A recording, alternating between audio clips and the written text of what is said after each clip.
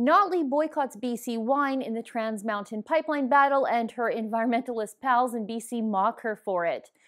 If only there were some sort of entity in Ottawa whose job it was to resolve interprovincial disputes.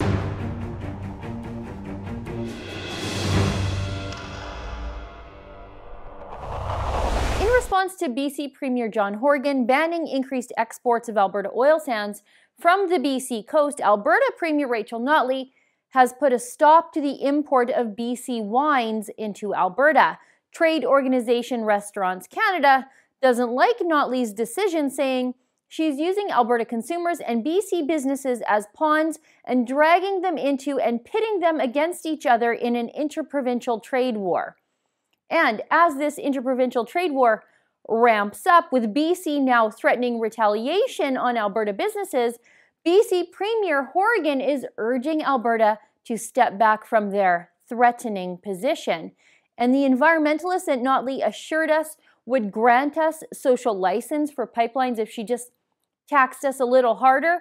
Well, they're openly mocking Notley now. Here's one of Notley's former staffers, who is now the head of Greenpeace Canada, a guy named Mike Hedema. He tweeted, "Alberta's BC wine boycott is about a politician bullying small businesses on behalf of a giant Texas oil company because another government wanted more science." And then there's the standard unclever hashtag mumbo jumbo and a picture of Hedema drinking BC wine. Now here's one of Canada's most prominent NDP supporting environmentalists, Naomi Klein. She tweeted that she's about to get drunk on BC wine. Here's a BC environmentalist campaigner with Wilder News, Torrance Cost.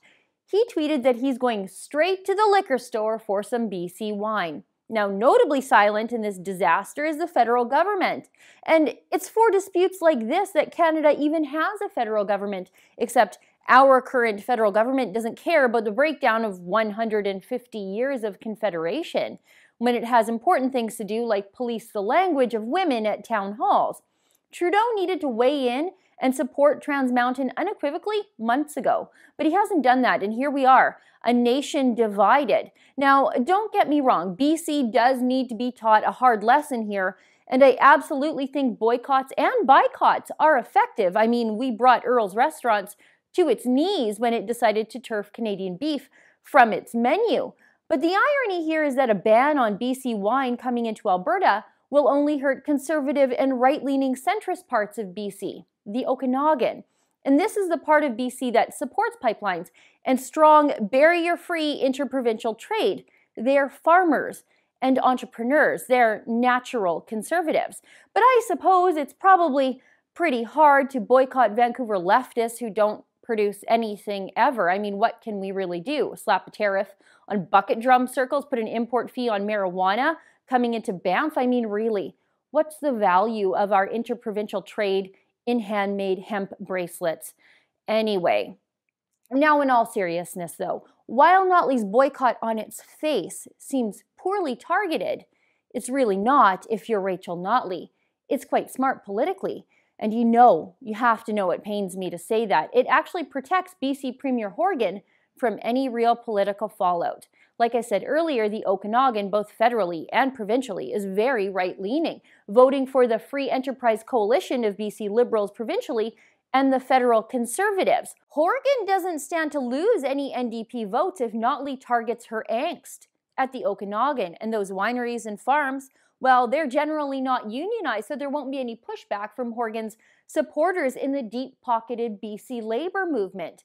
This wine embargo looks like Notley's playing hardball, but it's really very politically cagey. It looks like Notley's really serious about getting Trans Mountain done, and at the same time, it shields NDP Premier Horgan from any real criticism from his own side. If Notley were really serious about selling the BC NDP on the value of Alberta's Trans Mountain pipeline, Notley might have tried to meet with Horgan when she was in Vancouver at the end of November. But she didn't even try to meet with him, and I, of course, have the documents to prove it. We filed a Freedom of Information request into the office of the BC Premier at the time. We asked for copies of any documents regarding the Premier of Alberta's visit to Vancouver on November 30th, 2017, including any communications with her office regarding the planning of the visit. The response? Although a thorough search was conducted, no records were located in response to your request. Your file is now closed.